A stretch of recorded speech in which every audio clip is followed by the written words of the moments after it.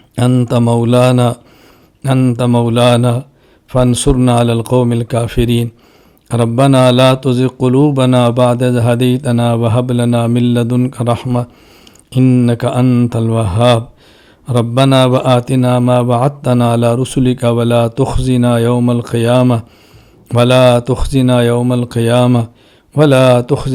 القيامة إنك لا تخلف الميعاد أنت ولينا فاغفر لنا وارحمنا وأنت خير الغافرين رب اغفر وارحم وأنت خير الراحمين ربنا لا تجعلنا فتنة للذين كفروا واغفر لنا ربنا إنك أنت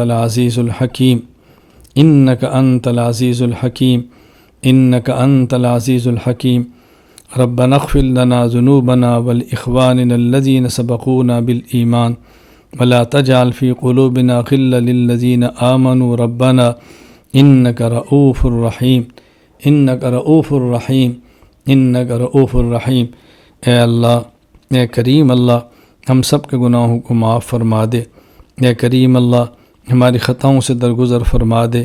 اے کریم اللہ، ہماری حاجات کو پورا فرما دے۔ اے کریم اللہ، ہماری ضروریات کو پورا فرما دے۔